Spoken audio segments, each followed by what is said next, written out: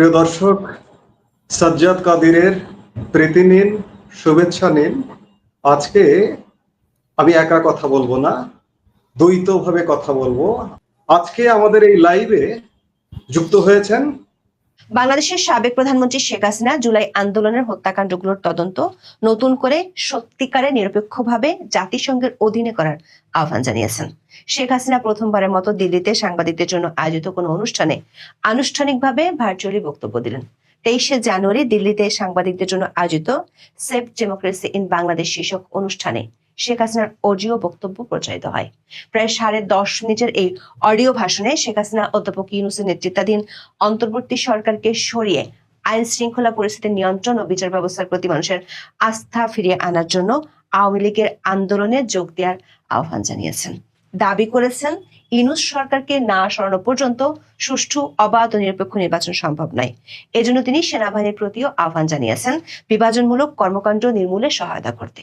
প্রশ্ন হলো, বাংলাদেশের নির্বাচনের ঠিক 20 দিন আগে একদিকে জাতিসংঘ, আবার অন্যদিকে বাংলাদেশের সেনাবাহিনী ও দেশের মানুষের প্রতি এমন আহ্বান শেখ হাসিনা কেন জানালেন? আবার তিনি গত কিছুদিন ধরে যে ভোট বর্জনের কথা বলে আসছেন সেটি কেন বললেন না? বিশ্লেষকরা মনে করছেন, শেখ হাসিনা দিল্লির বিদেশি গণমাধ্যমগুলোর মাধ্যমে আন্তর্জাতিক অঙ্গনে 5টি পয়েন্ট তুলে ধরেছেন, যেখানে তার কিছুদিন আগে দেয়া ভোট বর্জনের বার্তাটি নেই। বরং তিনি নিরপেক্ষ তদন্ত সহ বাংলাদেশের আইন শৃঙ্খলা পরিস্থিতির চরম খারাপ অবস্থা, সংখ্যালঘু নির্যাতন, সাংবাদিক নিপীড়নের বিষয়গুলো তুলে ধরেছেন এবং এই বিষয়গুলো শুরু হওয়ার জন্য সুনির্দিষ্ট 3টি পক্ষের কাছে বার্তা পৌঁছে দিয়েছেন। আবার তার বার্তার শেষ দিকে পরিষ্কার যে তিনি প্রথমবারের মতো আন্দোলনে নামার ইঙ্গিত দিয়েছেন। আবার এই অডিও ভাষণ প্রচার কয়েক ঘন্টা আগে ভারতীয় সংবাদমাধ্যম দ্য প্রিন্টে আওয়ামী লীগ সভানেত্রী একটি দীর্ঘ সাক্ষাৎকার প্রকাশিত হয়েছে।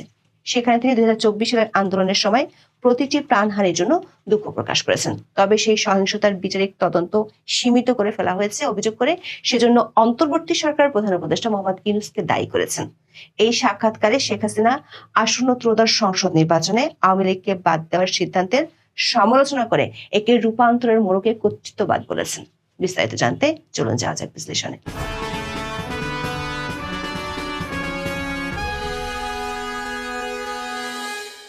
দর্শক, গত 19শে জানুয়ারি প্রচারিত ভিডিওতে আমরা জানিয়েছিলাম, সাংবাদিকদের জন্য আয়োজিত কোনো অনুষ্ঠানে দিল্লিতে অবস্থানরত বাংলাদেশের সাবেক প্রধানমন্ত্রী শেখ হাসিনার প্রথমবারের মতো অডিও বক্তব্য প্রচার করা হবে। এর মধ্যে সামাজিক মাধ্যমে নানা পক্ষ থেকে গুঞ্জন ওঠে ওই অনুষ্ঠানে শেখ হাসিনা সশরীরে কিংবা ভিডিও বার্তায় বক্তব্য দিবেন। বিশেষ করে গত 17ই জানুয়ারি আওয়ামী লীগের 2 সাবেক মন্ত্রী দিল্লিতে এক অনুষ্ঠানে বক্তব্য দেওয়ার পর থেকে বিষয়টি বেশ চাওয়ার হয়। কিন্তু ভারতীয় নিরাপত্তা সংস্থাগুলোর দাবি, নিরাপত্তার কারণে শেখ হাসিনার ভিডিও বার্তা বা লাইভ সম্প্রচারের সুযোগ দেওয়া সম্ভব নয়। 2024 5ই আগস্ট থেকে দিল্লিতে রয়েছেন আওয়ামী লীগ সভানেত্রী শেখ হাসিনা। দেশ ছাড়ার কয়েক মাস পর থেকে তিনি ভার্চুয়াল মাধ্যমে আওয়ামী লীগের নেতাকর্মীদের উদ্দেশ্যে ভাষণ দিচ্ছেন। এ নিয়ে বাংলাদেশের অন্তর্বর্তী সরকারের গুরুতর অভিযোগ রয়েছে, তবে কোথাও শেখ হাসিনা ক্যামেরার সামনে মুখোমুখি হননি। তাছাড়া দিল্লিতে থাকলেও গত 1.5 বছরে তিনি কখনো ভারতের কোনো অনুষ্ঠানে হাজির হননি। সেই হিসেবে প্রথমবারের মতো কোনো অনুষ্ঠানে শেখ হাসিনার অডিও বার্তা প্রচারিত হলো। আওয়ামী লীগ সভানেত্রী শেষ পর্যন্ত ক্যামেরার সামনে ভাষণ না দিলেও শুক্রবারের অনুষ্ঠানে তার উপস্থিতিকে রাজনৈতিক এবং কূটনৈতিক দিক থেকে অত্যন্ত গুরুত্বপূর্ণ এবং সময়টি যথেষ্ট তাৎপর্যপূর্ণ বলে মনে করা হচ্ছে। বিশেষ করে বাংলাদেশের নির্বাচনের 20 দিন আগে পয়েন্ট সহকারে তিনি এমন কিছু দাবি তুলে সংশ্লিষ্ট পক্ষগুলোর উদ্দেশ্যে তুলে ধরেছেন, যেগুলো নিয়ে গত কয়েক মাস ধরে আন্তর্জাতিক মহল ও মিডিয়াতে আলোচনা হচ্ছে। 23শে জানুয়ারির অনুষ্ঠানটির শিরোনাম হলো সেভ ডেমোক্রেসি ইন বাংলাদেশ বা বাংলাদেশের গণতন্ত্র বাঁচাও। অনুষ্ঠানটির আয়োজন করেছে দিল্লিতে অবস্থিত foreign correspondents club of south Asia. দিল্লির মাথুরিতে অনুষ্ঠিত এই অনুষ্ঠানে সশরীরে হাজির ছিলেন হিউম্যান রাইটস ওয়াচের মহাসচিব ইঞ্জিনিয়ার মোহাম্মদ এ সিদ্দিক, সাবেক শিক্ষামন্ত্রী মহিবুল হাসান চৌধুরী নফেল ও অভিনেত্রী রোকেয়া প্রাচী। এছাড়া ভার্চুয়াল মাধ্যমে যোগ দেন সাবেক পররাষ্ট্রমন্ত্রী আব্দুল মোমেন, সাবেক তথ্যমন্ত্রী মোহাম্মদ আলী আরাফাত এবং সাবেক সংসদ সদস্য হাবিব মিল্লাত। অনুষ্ঠানের এক পর্যায়ে শেখ হাসিনার অডিও ভাষণ প্রচার করা হয়। শেখ হাসিনা তার ভাষণের শুরুতে দাবি করেন, চরমপন্থী সাম্প্রদায়িক শক্তির ভয়াবহ আক্রমণে বাংলাদেশ আজ এক অতল গহ্বরের যুগে দাঁড়িয়ে আছে। তিনি এই পরিস্থিতির জন্য বরাবরের মতোই অধ্যাপক ইউনূস ও তার সরকারকে দায়ী করেন। বলেছেন, গণতন্ত্র এখন নির্বাসিত, মানবাধিকার পদদলিত হয়ে গেছে ধুলোতে। সংবাদ মাধ্যমের উপর নিপীড়ন, সংখ্যালঘু ও নারী নির্যাতনের কথা তিনি আন্তর্জাতিক মহলে তুলে ধরেছেন। বাংলাদেশের আইন শৃঙ্খলা পরিস্থিতির চরম অবনতির কথা তুলে ধরে শেখ হাসিনা দাবি করেছেন, জঙ্গি চরমপন্থার উন্মাদনা দেশ জুড়ে আতঙ্কের সৃষ্টি করেছে। তার মতে এর চেয়েও ভয়াবহ ব্যাপার হলো বাংলাদেশের ভূখণ্ড ও সম্পদকে বিদেশি স্বার্থের জন্য লুণ্ঠনের একটি বিশ্বাসঘাতক ষড়যন্ত্র করা হচ্ছে। বাংলাদেশকে বহুজাতিক সংঘাতের চুল্লির দিকে ঠেলে দেওয়া হচ্ছে। এর পরপরে তিনি বক্তব্যে সেনাবাহিনীকে উদ্দেশ্য করে বাংলাদেশকে ঐক্যবদ্ধ করতে এবং বিভাজনমূলক কর্মকাণ্ড নির্মূল করতে সহায়তা করার আহ্বান জানান। এরপর শেখ হাসিনা 5টি পয়েন্ট বা দফা তুলে ধরেন। প্রথমটি হলো অবৈধ সরকারকে অপসারণ করে গণতন্ত্র পুনরুদ্ধার করা। তিনি মনে করেন অধ্যাপক ইউনূসের অধীনে বাংলাদেশে কখনোই অবাধ ও সুষ্ঠু নির্বাচন হবে না। দ্বিতীয়ত, প্রতিদিনের সহিংসতার অবসান ঘটানো ও অর্থনীতিকে উন্নত করা। তৃতীয়ত, ধর্মীয় সংখ্যালঘু গোষ্ঠী, নারী ও মেয়েদের নিরাপত্তা নিশ্চিত করা। চতুর্থত, বিচার ব্যবস্থার প্রতি আস্থা ফিরিয়ে আনা। সবশেষ তিনি জাতিসংঘকে গত বছরের ঘটনাবলী নিয়ে নতুন ও সত্যিকারের নিরপেক্ষ তদন্ত করার আহ্বান জানান। এখানে তিনি দাবি করেছেন বাংলাদেশের মানুষের পাশে আন্তর্জাতিক সম্প্রদায় আছে। বিশ্লেষকরা মনে করছেন শেখ হাসিনার এই ভাষণে প্রথমবারের মতো শুধু আন্তর্জাতিক সম্প্রদায় নয়, বাংলাদেশের সেনাবাহিনী ও দেশের মানুষের উদ্দেশ্যে বার্তা দিয়েছেন। কয়েকদিন আগেও দলের নেতাকর্মীদের উদ্দেশ্যে দেওয়া অডিও বার্তায় ভোট বর্জনের কথা বলেছেন। আওয়ামী লীগের পক্ষ থেকে বলা হচ্ছে নো ভোট নো ভোট। দলটি বলছে ব্যালটে নেই নৌকা, বুথ থাকবে ফাঁকা। দলের সমর্থকরা বলছেন ভোট বয়কট করতে, কিন্তু 23শে জানুয়ারি সাংবাদিকদের উদ্দেশ্যে দেওয়া অডিও ভাষণে তিনি ভোট বর্জনের কথা বলেননি। বলেছেন অধ্যাপক ইউনূসের অধীনে কোনো নিরপেক্ষ ও সুষ্ঠু নির্বাচন সম্ভব নয়। বিশ্লেষকরা বলছেন 2024 সালের 5ই আগস্ট শেখ হাসিনা দিল্লি যাওয়ার পর থেকে তার যে রাজনৈতিক তৎপরতা, সেটিতে 23শে জানুয়ারির পদক্ষেপটি হলো তৃতীয় পদক্ষেপ, যেটি বেশ তাৎপর্যপূর্ণ। প্রথম দিকে শেখ হাসিনা দলের নেতাকর্মীদের উদ্দেশ্যে অডিও বক্তব্য দিতেন। এরপর দ্বিতীয় ধাপে বেশ কয়েকটি আন্তর্জাতিক সংবাদ মাধ্যমে সাক্ষাৎকার দেন। সব সাক্ষাৎকারই তার মূল কথা, আওয়ামী লীগকে নির্বাচনে অংশ নিতে দেওয়া হোক। জনগণ যে দলকে বেছে নেবে তারা সরকার করবে, কিন্তু শেখ হাসিনা ও তার দলের নেতাকর্মীদের সরাসরি ভারতে অনুষ্ঠান করা কিংবা বক্তব্য দিতে দেখা যায়নি। মাস কয়েক আগে দিল্লিতে জাতীয় প্রেস ক্লাবে একটি সংবাদ সম্মেলন করার কথা ছিল আওয়ামী লীগ নেতাদের। শেষ মুহূর্তে সেটি বাতিল করা হয়। পরে জানা যায় দিল্লির বাংলাদেশ হাইকমিশন এই ব্যাপারে ভারতের পররাষ্ট্র মন্ত্রণালয়ের কাছে আপত্তি জানিয়েছিল, যদিও সরকারিভাবে প্রেস কনফারেন্স বাতিলের সিদ্ধান্ত নিয়ে কোনো পক্ষই বিস্তারিত কিছু জানায়নি। এদিকে 23শে জানুয়ারির অনুষ্ঠানটির আমন্ত্রণ পত্র বিলি শুরু হতেই প্রতিক্রিয়া দেন বাংলাদেশের পররাষ্ট্র উপদেষ্টা তৌহিদ হোসেন। তিনি এক সাক্ষাৎকারে বলেছেন বাংলাদেশ সরকার চায় না শেখ হাসিনা ভারতে বসে বিবৃতি দিক। প্রশ্ন হলো, মাস 6 আগে আওয়ামী লীগ নেতাদের দিল্লির অনুষ্ঠানে শেষ পর্যন্ত সায় না দেওয়া ভারত সরকার কেন শুক্রবার স্বয়ং শেখ হাসিনার অডিও ভাষণ বিদেশি সাংবাদিকদের জন্য প্রচারের সুযোগ দিল? সূত্রগুলো বলছে গত কয়েক সপ্তাহে বাংলাদেশ নিয়ে আন্তর্জাতিক পক্ষগুলোর মধ্যে বেশ কয়েকটি বৈঠক অনুষ্ঠিত হয়েছে। সেসব বৈঠকে যেসব সমঝোতা হয়েছে তার কিছুটা আঁচ মিলে শেখ হাসিনার 23শে জানুয়ারির বক্তব্যে, যেখানে তিনি জাতিসংঘের অধীনে নিরপেক্ষ তদন্তের কথা বলেছেন, ভোট বর্জনের কথা না বলে সেনাবাহিনীর উদ্দেশ্যে বার্তা দিয়েছেন। আবার বলেছেন অধ্যাপক ইউনূসের অধীনে সুষ্ঠু ভোট সম্ভব নয়। বিশ্লেষকরা মনে করেন বাংলাদেশের সাবেক প্রধানমন্ত্রী শেখ হাসিনা প্রথমবারের মতো একসাথে 3টি পক্ষের উদ্দেশ্যে আহ্বান জানালেন এবং এর আগে তিনি এরকম দফা ভিত্তিক কোনো বক্তব্য দেননি, যেখানে শুক্রবারের বক্তব্যে 5টি দফা তুলে ধরেছেন। আবার বক্তব্যের শেষ দিকে আন্দোলনের নামারও ইঙ্গিত ছিল, যেখানে যোগ দেওয়ার জন্য দেশের মানুষকে আহ্বান জানিয়েছেন। দর্শক, এই অডিও বার্তা প্রচারের আগে ভারতের সংবাদ মাধ্যম দ্য প্রিন্টে শেখ হাসিনার বিশাল একটি সাক্ষাৎকার প্রকাশিত হয়, যেখানে আসন্ন ত্রয়োদশ সংসদ নির্বাচনে আওয়ামী লীগকে বাদ দেওয়ার সিদ্ধান্তের সমালোচনা করে একে রূপান্তরের মোড়কে কর্তৃত্ববাদ বলেছেন শেখ হাসিনা। সাবেক প্রধানমন্ত্রী বলেছেন 2024 সালের আন্দোলনের সময় প্রতিটি প্রাণহানির জন্য তিনি দুঃখিত, তবে সেই সহিংসতার বিচারিক তদন্ত সীমিত করে ফেলা হয়েছে অভিযোগ করে সেজন্য অন্তর্বর্তী সরকারের প্রধান উপদেষ্টা মোহাম্মদ ইউনূসকে দায়ী করেছেন তিনি। কার্যক্রমে নিষেধাজ্ঞা থাকা রাজনৈতিক দল হিসেবে আওয়ামী লীগের নিবন্ধন স্থগিত করেছে নির্বাচন কমিশন। ফলে আগামী 12ই ফেব্রুয়ারি অনুষ্ঠেয় সংসদ নির্বাচনে প্রতিদ্বন্দ্বিতা করতে পারছে না সবচেয়ে বেশি সময় দেশ শাসন করা দলটি। দ্য প্রিন্টকে শেখ হাসিনা বলেছেন তার দলকে নিষিদ্ধ করা মানে আসন্ন নির্বাচনে কয়েক কোটি বাংলাদেশের ভোটাধিকার কেড়ে নেওয়া। তিনি দাবি করেছেন এ ধরনের একটা পরিস্থিতিতে নির্বাচন হলে তাকে মুক্ত, সুষ্ঠু বা বৈধ বলা যায় না। পছন্দের দল বেছে নেওয়ার স্বাধীনতা ভোটারদের থাকতে হবে। কাউকে ভোটে অংশগ্রহণ থেকে বাদ দেওয়া বা ঘরে ঘরে গিয়ে সহিংসতার হুমকি দিয়ে বিএনপি বা জামাতের পক্ষে ভোট দিতে বাধ্য করা চলতে পারে না। আওয়ামী লীগ সভাপতির দাবি, অন্তর্বর্তী সরকার জানে আওয়ামী লীগকে নির্বাচন করতে দেওয়া হলে তারা বিপুল সমর্থন পেত, এ কারণেই তাদের নিষিদ্ধ করা হয়েছে। লিখিত সাক্ষাৎকারে শেখ হাসিনা বলেন, দেশের সবচেয়ে পুরনো ও জনপ্রিয় রাজনৈতিক দলকে নিষিদ্ধ করে গণতান্ত্রিক বৈধতার দাবি করা যায় না। এটি সংস্কার নয়, রূপান্তরের মোড়কে কর্তৃত্ববাদ। যদি অধ্যাপক ইউনূস বরাবরই বলে আসছেন আওয়ামী লীগকে নিষিদ্ধ করা হয়নি, তাদের রাজনৈতিক কার্যক্রম সাময়িকভাবে স্থগিত করা হয়েছে, তবে শেখ হাসিনার ভাষ্য ওই পার্থক্য অর্থহীন, কারণ তার দল প্রচার চালাতে, সংগঠিত হতে বা নির্বাচনে অংশ নিতে পারছে না। জুলাই আন্দোলন দমনে হত্যাকাণ্ড সম্পর্কে শেখ হাসিনা দাবি করেন, রাষ্ট্রের প্রতিষ্ঠানগুলো রক্ষা এবং প্রাণহানি ঠেকানোর তাগিদ থেকেই তার সরকার তখন কাজ করেছে। শেখ হাসিনা বলেন, যা আজ করতে পারেননি তা হলো উগ্রবাদী শক্তি ওই আন্দোলন হাইজ্যাক করে নিয়েছিল। সে সময় সহিংসতার তদন্তে কমিটি করেছিল আওয়ামী লীগ সরকার, যা অন্তর্বর্তী সরকারের সময় আর এগোয়নি। বিষয়টি নিয়ে হতাশা প্রকাশ করে শেখ হাসিনা বলেন, ইউনূস ক্ষমতায় এসে ওই তদন্ত ভেঙে দেন। নিশ্চয়ই তিনি জানতেন এতে তার মেটিকুলাস প্ল্যান উন্মোচিত হয়ে যাবে। তার ওই সিদ্ধান্তই আন্দোলনের পেছনের উদ্দেশ্য ও ক্ষমতা দখলের প্রক্রিয়া নিয়ে গুরুতর প্রশ্ন তোলে, বিদেশি সম্পৃক্ততার বিষয়টিও সামনে আনে। এসব প্রশ্নের নিরপেক্ষ তদন্ত হওয়া উচিত। দিল্লির কূটনৈতিক সূত্রগুলো বলছে, সাংবাদিকদের উদ্দেশ্যে অডিও বার্তা প্রচারের পর শেখ হাসিনাকে ভারত সরকার প্রকাশ্যে বা ভিডিও বার্তা প্রচারের অনুমতি দিবেন কিনা সেটি এখন বেশ গুরুত্ব দিয়ে আলোচনা হচ্ছে। মানে শেখ হাসিনাকে দিল্লি থেকে সক্রিয়ভাবে রাজনৈতিক কর্মকাণ্ড চালানোর সুযোগ কবে দেয়া হতে পারে।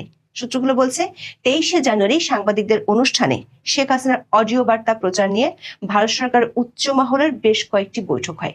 সেসব বৈঠকে উপস্থিত একটি কূটনৈতিক সূত্র মনে করেন, পরিস্থিতি বিবেচনা করে খুব শিগগিরই শেখ হাসিনাকে ভিডিও কিংবা প্রকাশ্য বক্তব্য দেওয়ার অনুমতি দিলে অবাক হওয়ার কিছু থাকবে না। আসসালামু আলাইকুম। আওয়ামী লীগ যদি আবারও ক্ষমতায় আসে, তবে সেক্ষেত্রে শেখ হাসিনা আর নেতৃত্বে থাকবেন না, তিনি অবসরে যাবেন, এমন একটি সম্ভাবনার কথা দুদিন আগে আন্তর্জাতিক গণমাধ্যম আল জাজিরার সঙ্গে একটি সাক্ষাৎকারে একটা পর্যায়ে এমন মন্তব্য করেছেন শেখ হাসিনার পুত্র সজীব ওয়াজেদ জয়, এবং তার এই মন্তব্যকে ঘিরে এখন আওয়ামী লীগের মধ্যে নানান ধরনের আলোচনা, নানান ধরনের গুঞ্জনের সৃষ্টি হয়েছে। দলের মধ্যে এক ধরনের অস্বস্তি তৈরি হয়েছে।